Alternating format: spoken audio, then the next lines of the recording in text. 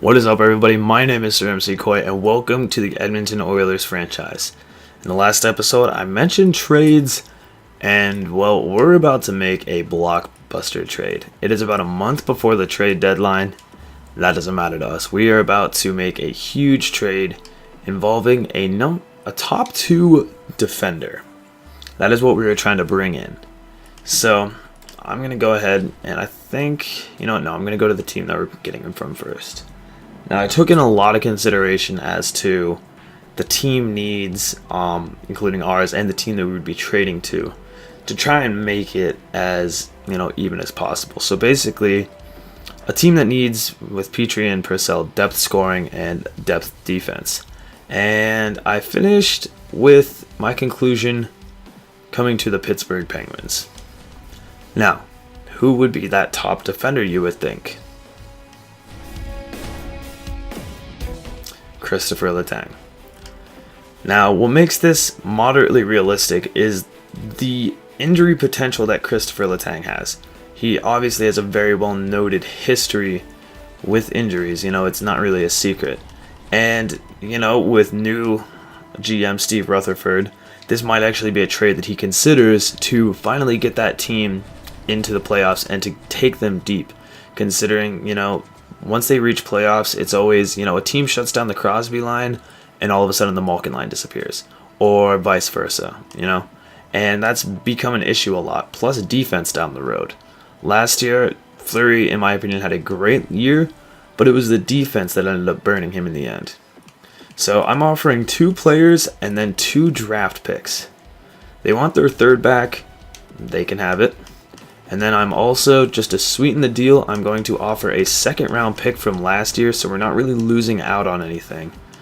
And finally, I want at least one more thing in return. So I figured I'm going to go after a prospect. So I'm just going to go to skaters that match the block so they don't really feel bad about giving them away. And one of the players that I found that really piques my interest is Anton Zlobin. I'm not sure how that is said, but he's a 21-year-old right-handed shooting left winger. Now, I would move him to the right wing. That's just me personally. And he has the potential to be a bottom 6. He's a sniper, and I like snipers, There is absolutely nothing wrong with that. He already has an 83 speed, which for a 67 overall is good. So I'm hoping that, as he develops, he just becomes faster. And they're not going to show us AHL stats. Alright, so I'm going to add him. So this is what I'm hoping for. Purcell, Petrie, their third from this year, and our second from next year for Christopher Letang and Anton Zlobin. There it is. Ladies and gentlemen, a blockbuster trade has just occurred in the NHL, and Christopher Letang is an Edmonton Oiler. Shaking things up in the NHL a little bit. And now we're obviously going to have to do some work with these lines. That's going to change a few things.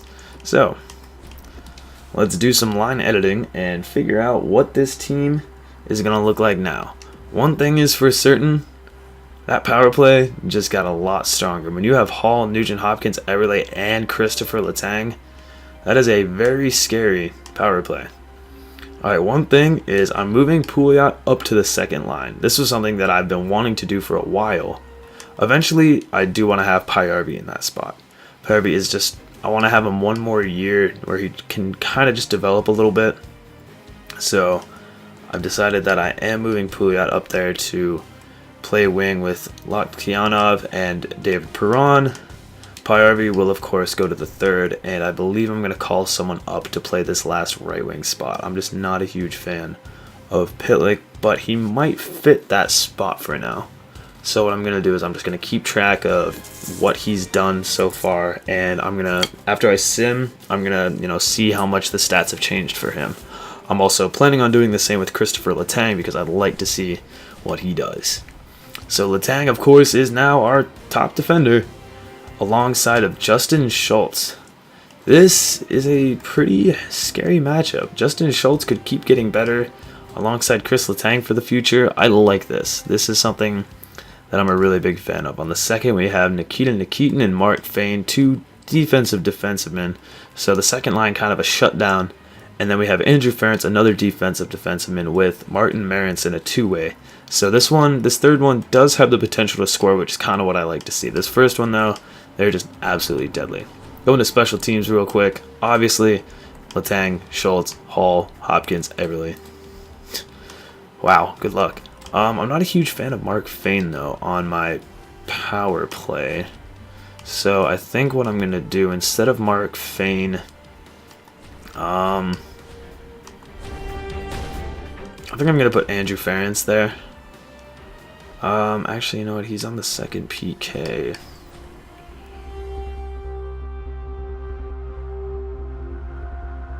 You know what? I'm just going to leave Fane there. I'm not too worried about that. Fane can stay there for a while, as long as that doesn't become an immediate issue. And then Dustin Penner, I'm going to substitute him out. This is where I'm going to put Pie-RV. I am going to put Pie-RV on the second power play line to see what he can do in that situation. Just give him some time on the power play and, you know, see what he can make out of it. So there's Pie-RV there. 4-man power play. Once again, Letang. All right. And I do not want to see Letang. They have Letang on the penalty kill. I'm not sure. I'm okay with Letang, but I do not want to see Justin Schultz there just being a pure offensive defensive man. So what I'll do is I'll put Andrew Ference, who actually might be on the second. I'm going to put him there and see what happens. Alright, that does leave Ference on both.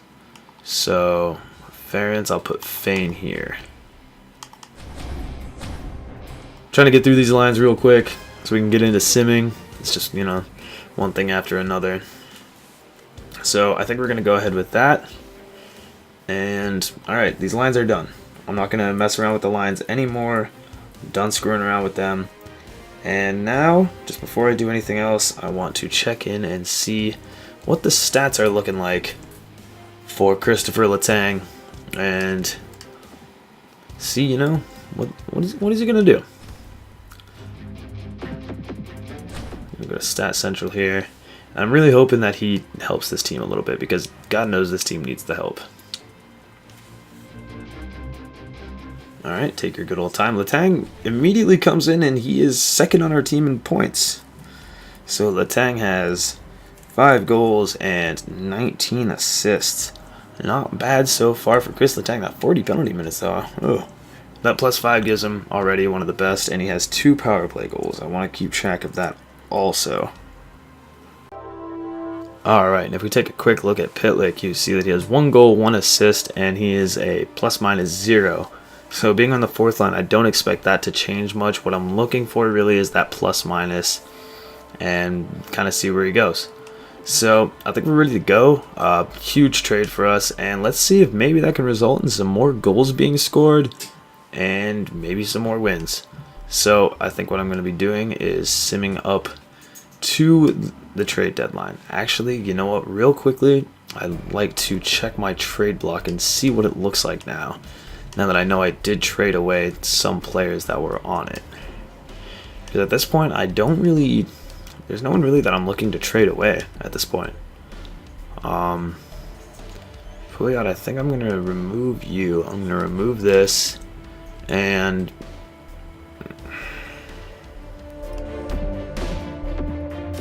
I'm going to change this real quick. Don't really need any more defense.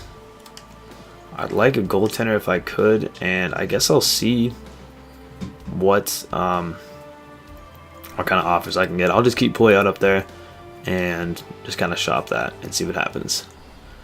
So let's go to the trade deadline. Here we go. Let's get this simming on the road. I know I killed a lot of time here already, so I'd like to get this going.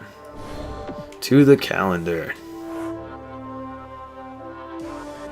Alright. Just gonna sim. Here we go. Simulate to the second first. Alright, so we start out against Minnesota 22-18-6. Come on, this is a team I'd like to see us beat. This shouldn't be too difficult. We lose in the shootout. Again, we keep having offers coming in for players like David Perron, which is starting to get frustrating. So a shootout loss, we at least get points, and we put up 4 goals, which is We haven't put up 4 goals in quite a while since our win against the Islanders on the 4th. Wow. Alright, I'm apparently going to have to go through and screw around with the trade block a little more because I keep getting offers like this. It's a win against Buffalo, which isn't much, but 3 points in the last 2 games. Again, an offer now for Pi RV, and I really like to keep him. So, alright, I'm going to have to go back through here and edit this again. I think what the issue is my surplus. I just have it as a very, very vague. Whoa, Eric Condra, Andrew Hammond. Okay, they really want Draisaitl in this one. Holy cow. This is quite the offer. A first, Eric Condra. What is Condra's stats looking like at this point? He's an 81 top 6, but he is 28. And Hammond. Wow, they really want him, don't they? Well, unfortunately, that's not happening. It's a good try, though. Let's go back to January. See, did we win? We won against Calgary 4-1. So we're on a 2-game win streak, which, isn't really saying a lot. But wins are wins at this point. So I'm going to edit that trade block, and I will be right back with that. Alright, so what I actually ended up doing was I ended up just clearing my trade block in general. I took Pouliot off. I cleared anything out of my surplus. So any trade offers at this point are going to be really out of the blue, kind of random trade offers, which, those might be the best ones. So we're going to start simulating and pray that we don't get a trade offer every single day. Okay, scouting assignment, of course. Once I do one thing, I have to do another. Go figure. Where do I want to send you? I'm going to send you to the WHL. Let's have you scouting some let's get some forwards going for about another month. Why not? That'll keep you busy till the end of the month. And okay, San Jose. 26, 21, and 3. And we 10-3? Oh my gosh. We post a 3-2 loss against Pittsburgh, but wow. I need to look at this really quick. Holy cow. Alright, I need to edit the lines real quick. With every layout, I'm gonna put Perron up there with Hall. Move Pyarvi up. And who's gonna fit in this spot here? This is gonna be a pain to fix. Okay, Zlobin is up. I don't think that's gonna be allowed. Okay, I'm gonna have to make a roster move really quickly. Alright, so Mark Bello finds his way back into the majors. Let's see, on our 4-on-4 lines. Crap. This is going to be a pain. I'm just going to put Pyarvi there just for lack of anything better to do. So that puts him there. I'm assuming he's also probably my extra attacker, of course. Well, instead we're going to make this David Perron. And I've got a lot of other holes that I need to fill, so I'm going to do these and I will be right back. Okay, so we are back and back into the simulating, but I want to see this 10-3. I really hope I can view the box score of this because this is... It won't let me view the box score. Why not? Oh my god. Does it say anything about it in the updates? Because that is crazy. Activity feed. I want to see something about this game.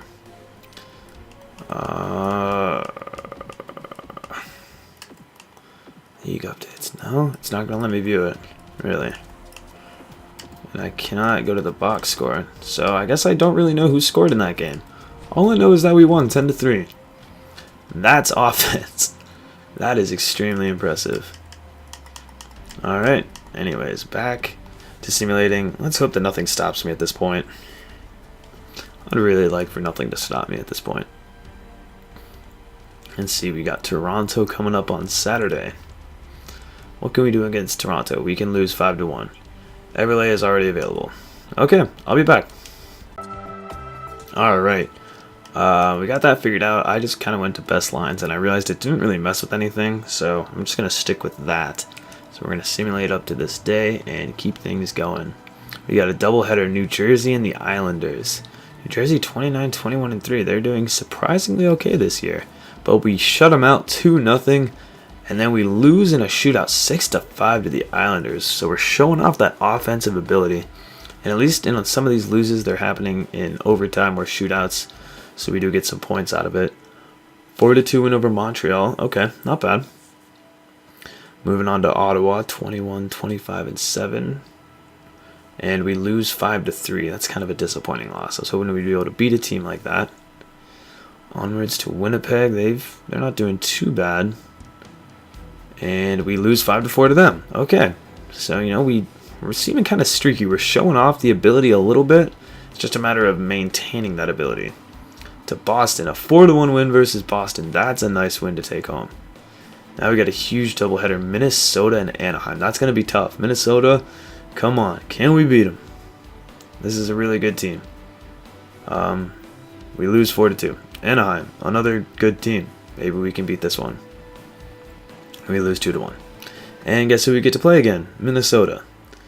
It just does not get much easier for us in this one.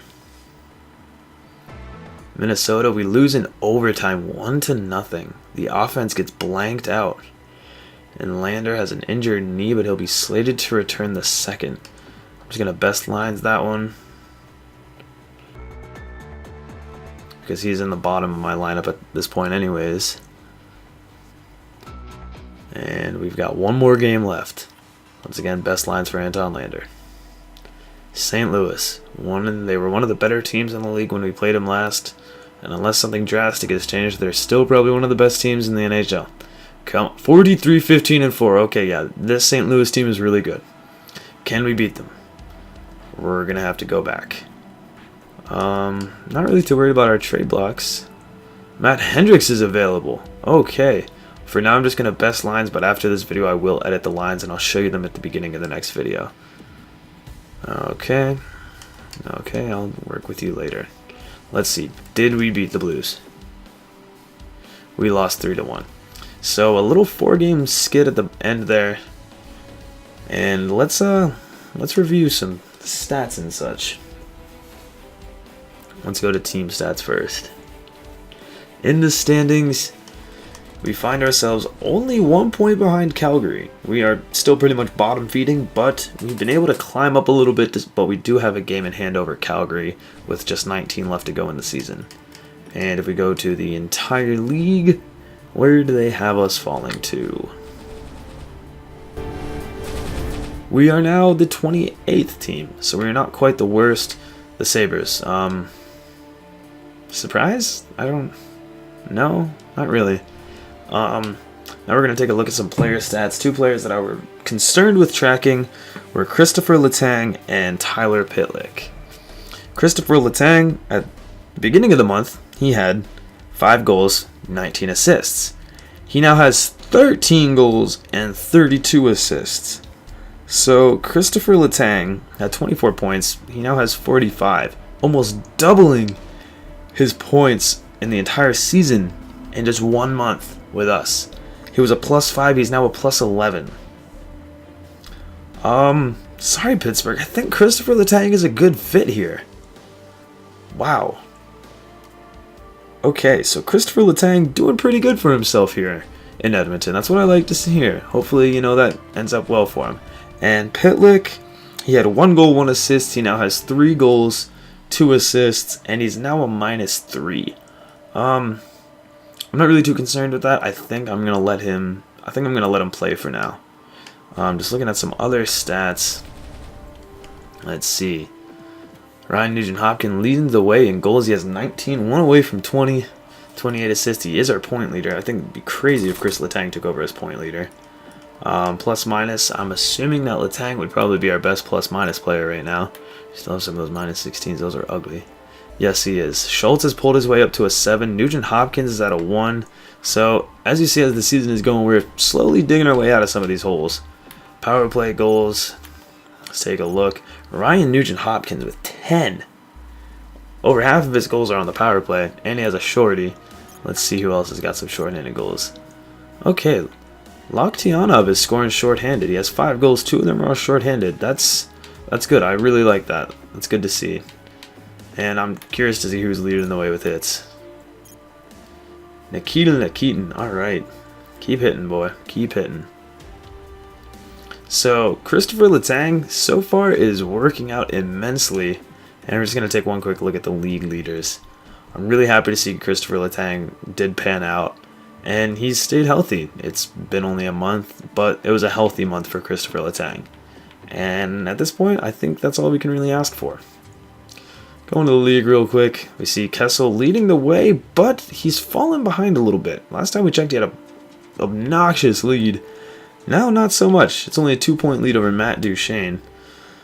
We're going to take a look at goal leaders, and, okay, Alexander has 50. Mr. I can't pass the puck. And I'm going to assume that Backstrom probably leads the way with assists. Nope, he's second to Duchesne. Mr. I can only pass to Ovechkin. Okay, so that is that. Thank you so much, guys, for watching. My name is SirEmCeeCoy. This has been the Edmonton Oilers franchise. We're kind of pulling together at the very end of the season, which is always good. So subscribe if you're new, leave a like, and leave some comments if you want to see anything else done. I left it one day before the trade deadline, so if you want to see a trade, let me know, and I can make it happen. Thank you very much, guys. My name is SirEmCeeCoy. Have a good one.